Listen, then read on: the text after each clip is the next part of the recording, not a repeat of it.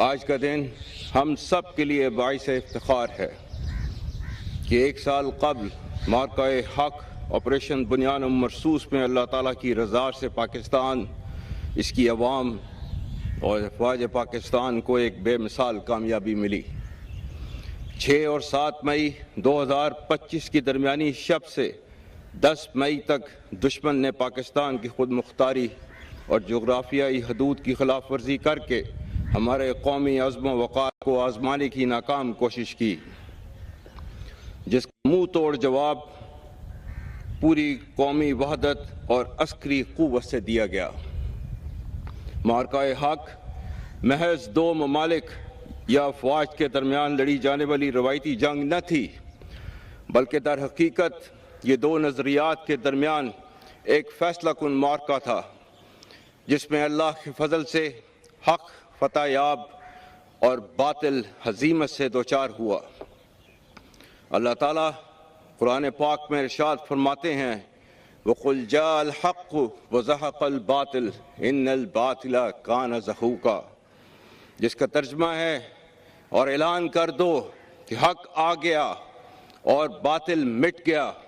بے شک باطل تو ہوتا ہی مٹنے کے لیے ہے۔ معزز حاضرین، مئی 2025 کا معرکہ کوئی اچانک پیش آنے والا واقعہ نہ تھا، بلکہ ہندوستان کے جعلی اور غاصبانہ ہتھ کنڈوں کے وسیع تر رجحان کا حصہ تھا۔ 2001، 2008، 2016 اور 2019 کے نام نہاد واقعات یعنی فالس فلیگ آپریشنز اس بات کی دلیل ہیں کہ ہندوستان ماضی میں بھی الزام تراشی، مبالغہ آرائی، جنگی جنون اور محدود جاہلیت کے گمراہ کن تصور کے ذریعے پاکستان پر ناجائز جنگ مسلط کرنے اور طاقت کے زوم میں تنگ نظر اور قلیل مدتی سیاسی و عسکری مقاصد حاصل کرنے کی ناکام کوشش کرتا رہا ہے۔ الحمدللہ ہر بار پاکستان نے دشمن کے غلط اندازوں کو نہ صرف بے نقاب کیا، بلکہ اسے ہر بار شکست فاش سے دوچار کیا۔ اس جنگ میں بھی ہندوستان ایک بار پھر اپنی فرسودہ سوچ اور خود فریبی کا شکار ہوا۔ قوم کی امنگوں کے عین مطابق اس بار جواب معرکہ حق آپریشن بنیان مرصوص کی صورت میں دیا گیا، جس کا مقصد دشمن کی اس روش کو ہمیشہ کے لیے بے نقاب اور ناکام کرنا تھا، جس کے تحت وہ اپنی داخلی ناکامیوں سے توجہ ہٹانے کے لیے ہر خود کردہ واقعے کا الزام وطن عزیز پاکستان پر لگا کر جنگی ہیجان پیدا کرتا رہا ہے۔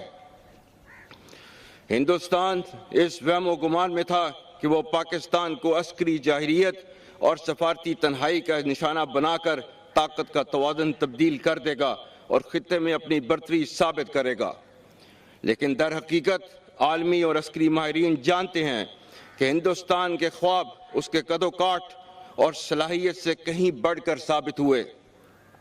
دشمن شاید بھول چکا تھا کہ اہل پاکستان اور افواج پاکستان نہ تو پہلے طاقت کے غلبے سے مروب ہوئے اور نہ ہی آئندہ کبھی ہوں گے انشاءاللہ۔ تیغوں کے سائے میں ہم پل کر جواں ہوئے ہیں، خنجر ہلال کا ہے قومی نشان ہمارا، باطل سے دبنے والے اے آسمان نہیں ہم، 100 بار کر چکا ہے تو امتحان ہمارا۔ معزز حاضرین،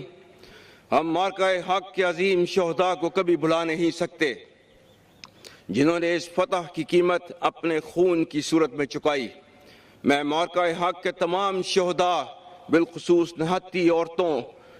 بوڑھوں اور معصوم بچوں کو پوری قوم اور افواج پاکستان کی جانب سے خراج عقیدت پیش کرتا ہوں، جنہوں نے اپنی جانیں نشاور کر کے اس پرچم کی لاج رکھی۔ معرکہ حق کے تمام شہداء اور ان کے ورثاء ہمارے سروں کا تاج ہیں، آپ کی قربانیاں ہماری آزادی کی ضامن اور ہم پر دائماً قرض ہیں۔ میں ان تمام غازیوں کو بھی قوم اور سپاہ پاکستان کی جانب سے سلام پیش کرتا ہوں، جنہوں نے میدان جنگ میں شجاعت کی وہ تاریخ رقم کی کہ جس پر آنے والی نسلیں ہمیشہ ناز کریں گی۔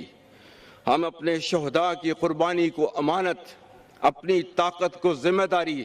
اور اپنی کامیابی کو خدائے بزرگ و برتر کا احسان سمجھتے ہیں۔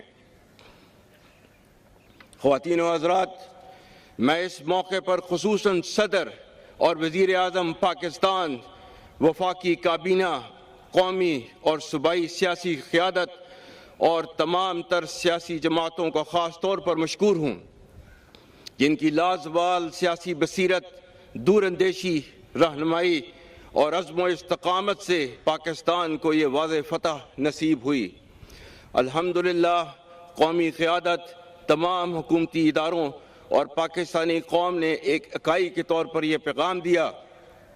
کہ ملکی خود مختاری، سرحدی سالمیت اور قومی عزت و وقار پر کوئی سمجھوتہ قابل قبول نہیں۔ پاکستان کی سیاسی قیادت اور متحرک سفارتی نمائندوں نے پاکستان کے واضح موقف کو دنیا کے اعلیٰ ایوانوں میں پہنچا کر عالمی محاذ پر بھی کامیابی حاصل کی۔ اسی طرح پاکستانی میڈیا، صحافی برادری اور خاص کر ہمارے نوجوانوں نے جس طرح دشمن کے پروپیگنڈا، سائبر وارفیئر اور نفسیاتی چالوں کو ناکام بنایا، اس کی نظیر نہیں ملتی۔ یہ معرکہ صرف میدان جنگ میں ہی نہیں بلکہ ملکی و قومی سطح پر معاشرے کے تمام شعبہ جات میں جیتا گیا۔ معزز حاضرین، کسی بھی ملک کی حقیقی طاقت اس کے عوام کی وحدت فکر و عمل اور ان کے جذبہ حب الوطنی میں مضمر ہے۔ معرکہ حق کی طاقتور جوہد وہ ہمہ گیر قومی اتفاق تھا جس کا مظاہرہ پاکستان کے عوام نے کیا۔ جب جنگ کے بادل منڈلائے تو ہم نے دیکھا کہ ہر فکری اور انفرادی شناخت پاکستانیت کے جست واحد میں ڈھل گئی۔ مزدور، تاجر، طالب علم، جوان و بزرگ اور تمام پاکستانی مرد و زن دفاع وطن کے لیے ڈٹ گئے۔